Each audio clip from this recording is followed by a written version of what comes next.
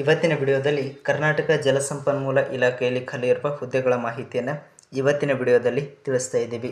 ಇಲ್ಲಿ ಖಾಲಿಯಿರುವ ಒಟ್ಟು ಹುದ್ದೆಗಳ ಸಂಖ್ಯೆ ಎಷ್ಟಪ್ಪ ಅಂತಂದರೆ 313 ಹುದ್ದೆಗಳಿಗೆ ಅರ್ಜಿಯನ್ನು ಆಹ್ವಾನಿಸಲಾಗಿರುವಂಥದ್ದು. ಈ ಒಂದು ಹುದ್ದೆಗಳಿಗೆ ಸಂಬಂಧಿಸಿದ ಅಧಿಕೃತ ನೋಟಿಫಿಕೇಷನ್ PDF ಫಾರ್ಮ್ಸ್ ಬೇಕಾಗಿತ್ತಂದರೆ ಡಿಸ್ಕ್ರಿಪ್ಷನಲ್ಲಿ ನಮ್ಮ ಟೆಲಿಗ್ರಾಮ್ ಗ್ರೂಪ್ ಲಿಂಕ್ಸ್ ಕೊಟ್ಟಿದ್ದೇವೆ. ಅಲ್ಲಿ ಜಾಯ್ನ್ ಆದರೆ ಅಂದರೆ ಈ ಒಂದು ಹುದ್ದೆಗಳಿಗೆ ಸಂಬಂಧಿಸಿದ ಅಧಿಕೃತ ನೋಟಿಫಿಕೇಷನ್ PDF ಫಾರ್ಮ್ಸ್ ದೊರೆಯುತ್ತದೆ ಅಂತ ಹೇಳ್ತಾ ಬನ್ನಿ ಇವತ್ತಿನ ವಿಡಿಯೋನ ಶುರು ಮಾಡೋಣ. ಮೊದಲನೇದು ಸಿವಿಲ್ ಕಿರಿಯ ಇಂಜಿನಿಯರ್ 270 ಹುದ್ದೆಯನ್ನು ಖಾಲಿ ಇರ್ತಕ್ಕಂಥದ್ದು. ಇನ್ನು ಮೆಕ್ಯಾನಿಕಲ್ ಕಿರಿಯ ಇಂಜಿನಿಯರ್ 30 ಹುದ್ದೆಯನ್ನು ಖಾಲಿ ಇರ್ತಕ್ಕಂಥದ್ದು. ಸಹಾಯಕ ಗ್ರಂಥಪಾಲಕ 13 ಹುದ್ದೆಯನ್ನು ಖಾಲಿ ಇರ್ತಕ್ಕಂಥದ್ದು. ಒಟ್ಟು 313 ಹುದ್ದೆಗಳಿಗೆ ಅರ್ಜಿಯನ್ನು ಆಹ್ವಾನಿಸಲಾಗಿರುವಂಥದ್ದು.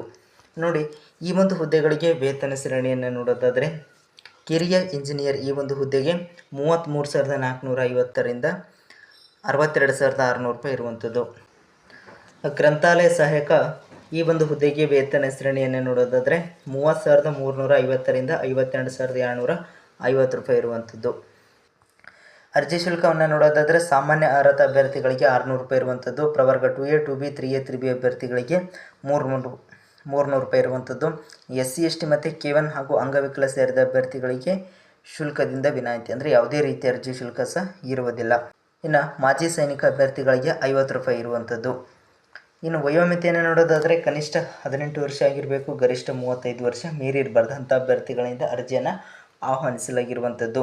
ಗರಿಷ್ಠ ವಯೋಮಿತಿಯಲ್ಲಿ ಸಡಿಲಿಕೆಯನ್ನು ನೋಡೋದಾದರೆ SC ST ಅಭ್ಯರ್ಥಿಗಳಿಗೆ 5 ವರ್ಷ, ಇತರೆ ಹಿಂದುಳಿದ ವರ್ಗದ ಅಭ್ಯರ್ಥಿಗಳಿಗೆ 3 ವರ್ಷ, ಅಂಗವಿಕಲ ಅಥವಾ PWD ಅಭ್ಯರ್ಥಿಗಳಿಗೆ 10 ವರ್ಷ ವಯೋಮಿತಿ ಸಡಿಲಿಕೆಯನ್ನು ಇರುವಂಥದ್ದು.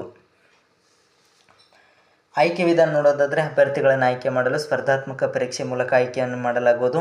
ಸ್ಪರ್ಧಾತ್ಮಕ ಪರೀಕ್ಷೆ ಸಾಮಾನ್ಯ ಪತ್ರಿಕೆ ಮತ್ತು ನಿರ್ದಿಷ್ಟ ಪತ್ರಿಕೆಯನ್ನು ಹೊಂದಿದ್ದು ಪ್ರತಿಯೊಂದು ಪತ್ರಿಕೆಯು 100 ಅಂಕಗಳನ್ನು ಹೊಂದಿರತಕ್ಕಂಥದ್ದು. ಒಟ್ಟು 200 ಅಂಕಗಳಿಗೆ ಏನಪ್ಪ ಅಂತಂದ್ರೆ ಪರೀಕ್ಷೆಯನ್ನು ನಡೆಸಲಾಗಿರುವಂಥದ್ದು.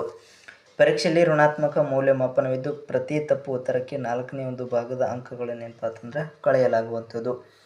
ಈ ಒಂದು ಹುದ್ದೆಗಳಿಗೆ ನೀವೇನಾದರೂ ಅರ್ಜಿಯನ್ನು ಸಲ್ಲಿಸಬೇಕಾಗಿತ್ತಂದರೆ ಸ್ಕ್ರೀನ್ ಮೇಲೆ ಕಾಣ್ತಾ ಇರುವಂಥ ವೆಬ್ಸೈಟ್ಗೆ ಹೋಗಿ ಅರ್ಜಿಯನ್ನು ಸಲ್ಲಿಸಬಹುದಾಗಿರುವಂಥದ್ದು.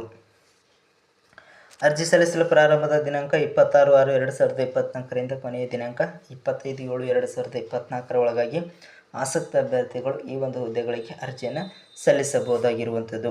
ಇಷ್ಟು ಇವತ್ತಿನ ವಿಡಿಯೋದಲ್ಲಿರುವ ಉದ್ಯೋಗ ಮಾಹಿತಿ.